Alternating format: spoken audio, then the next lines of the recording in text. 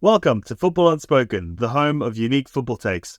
Right, so today we've got a bit of a disciplinary on for you here, Josh.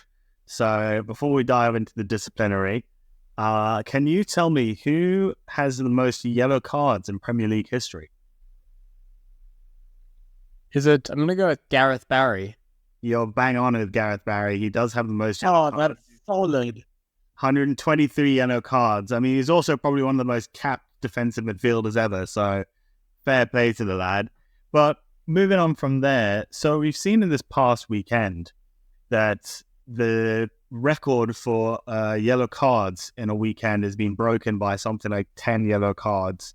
It's ridiculous. You've already had the most yellow cards in a single game for what was a pretty tame game as well when I watched the highlights. And then the Arsenal-Tottenham derby was definitely not the feisty affair that it used to be of yonder years, but it still had a ridiculous number of yellow cards. So with all these yellow cards going on, do you think it's about time that the Premier League addresses the yellow card suspension rule?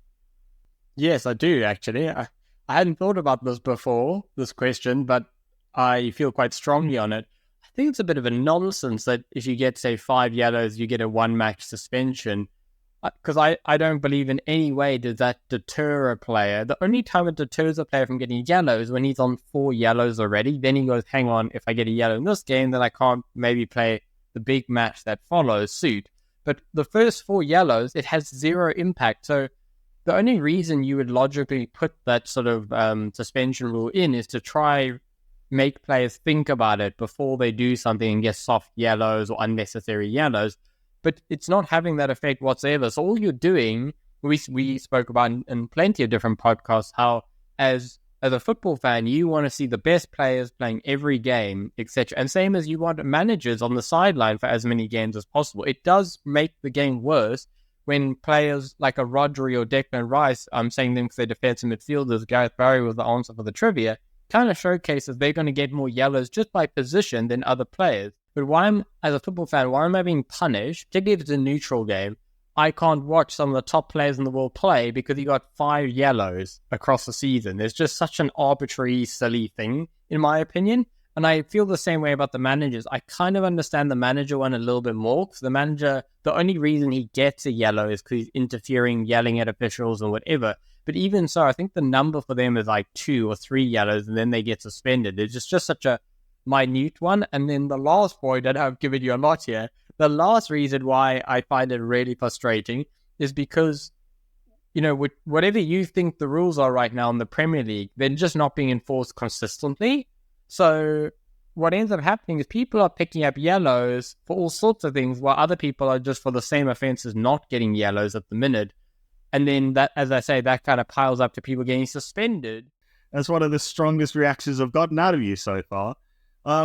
But so first, we'll start off with the refereeing standards at the moment, because that's the point that kind of made me think about this more than anything else. And you've got players getting booked for very silly things, like nudging the ball away when it's rolling, or standing in front of a free kick when they're trying to take it quick. But sometimes that's not being punished. I mean, some players are able to block a free kick for a good 10 seconds before they're even told to step back, let alone given a yellow card. And other times you've seen players get yellow carded for booting the ball into the bloke who's stopping the quick free kick. So I think that does need to be addressed. And also with the lowering of the threshold for yellow cards as well. I think there are a lot of challenges, and we did see it in that record-breaking weekend. There were a lot of challenges there that didn't deserve a yellow card at all. It was it's slightly mistimed. There was a bit of a nibble in the back, but it's nothing, it's in their own half kind of thing. There's nothing malicious and nothing really yellow card worthy in that situation. And you're sitting there and you go, if you got a yellow card for nudging the ball away, and that was your 5th yellow card, but someone didn't get a 2nd yellow card for doing the exact same offense, you're probably sitting there as a player going, hang on, I'm missing the next game and he's not. That doesn't make any sense whatsoever. So I think in terms of the yellow card rule and the threshold for it being lowered, I think they really need to look at the number of yellow cards and in the number of games that you can get them. Because I think going on to your original annoyance around the yellow card rule. I think five yellow cards, and I think it's like 20 games, is very harsh. You know, especially on defenders and defensive midfielders, where your entire job is to break up the play. If you've got a defensive midfielder, your entire job is to break up the play. And if you're doing that and you misjudge it, not even malicious, but misjudge it, you immediately get a yellow card kind of thing. And a lot of defensive midfielders do get a reputation. You know, you had Czech Tiote back in the early 2010s. You've got Xhaka, who was a massive victim of this mentality, you know. But there are players who are more likely to get yellow carded for a challenge just because of their reputation. And more often than not, that player is a centre defensive midfielder because that's their reputation. And you're sitting there expecting, so for example, if you've got 4 yellow cards in the first 10 games, you've now got to go 10 games without getting another yellow card. And it's a bit like, it just feels a bit harsh when there are players who don't get the same yellow cards for similar offences, which I think is the big problem. So I think in terms of reform, what I'd probably look to do is I'd look to shorten the number of games. You know, I would have, you've got to get 4 yellow cards in 7 games. You know, if it's that situation, because you saw that's a ridiculous number of yellow cards to get in seven games. Why are you getting booked once every second game, essentially? What are you doing? But so it gives players more of a reason to not give those cynical fouls, because you become very close very quickly. Maybe even 3 and 7, you know, something like that. But make it very close very quickly in a short period of time is how I would reform it. So I'm going to try to remember all my points here, because there's a lot of moving parts in this discussion already. On reputation, like players having the reputation for yellow cards or whatnot, a great example of that is Xhaka. You mentioned him already. So obviously Xhaka, every time he got a yellow card, the commentators every single time would say, oh, he's got to be careful because it's Xhaka, he's on the ice, we know he's got a reputation of red cards, so now he's on the yellows, game over.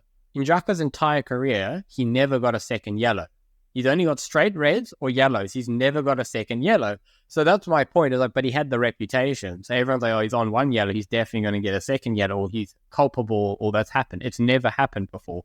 So it's just kind of interesting about how the reputation of players influences the perception around what you're talking about, the yellow cards or whatever. Then the other point, something that I've seen come up quite... Actually, I'm going to talk about, before I talk about this, I'm going to talk about your point about maybe a time-based yellow card system or changing the time.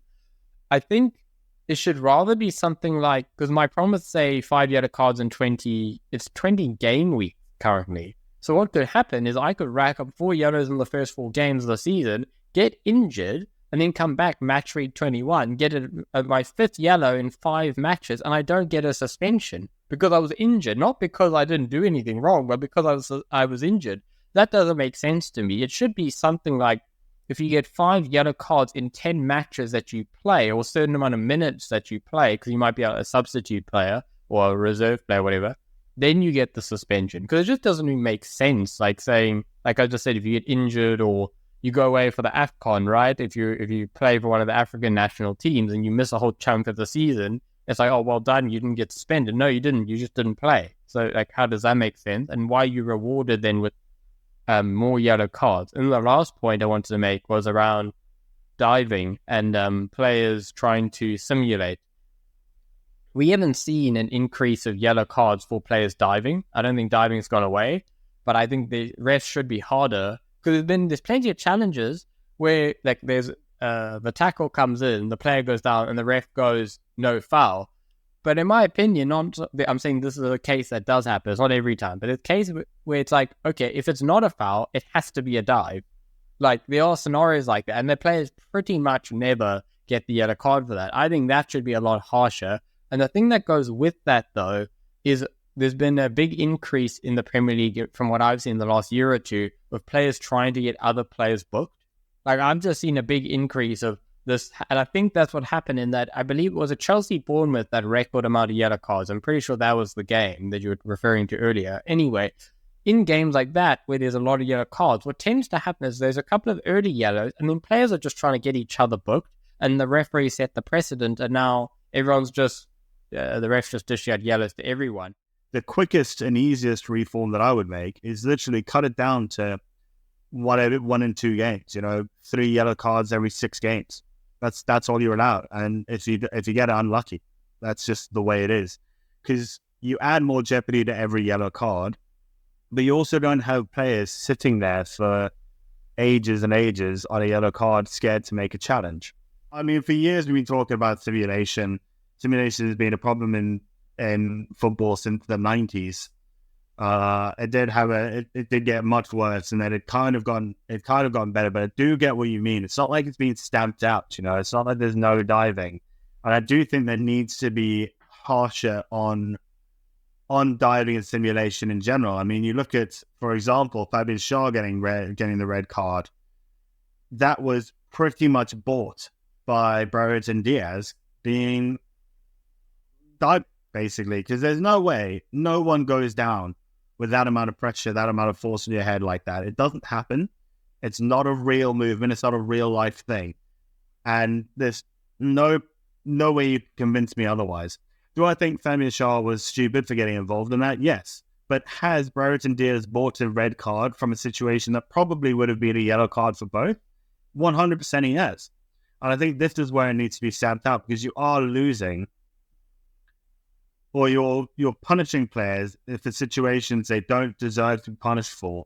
On your reform suggestion of 3 and 6, I quite like that. If I understand correctly, it would also, the 6-game rule would be a moving 6, as in like every new game you play, you look at the last 6, basically, how many yellow cards we got in the last 6 games, which I do like that, because I think it's a healthy balance between don't be silly about what I was talking about right from the beginning about banning players, or they get 4 out of 20 and they get injured. It kind of solves that issue. But if a player's got 4 yellows in 6 matches, clearly they're going a bit hard, and they do deserve a 1-game suspension. The other thing is, if that player is a repeat offender throughout the season, right? Like he's consistently getting 4 and 6, he deserves to get suspended multiple times in that scenario, because that is quite an aggressive amount. And I like 6 as a number because it's not a whole lot of games. You know what I mean? We're 10 and 20 and whatever. It's just too many matches to then work out whether the player gets suspended or not.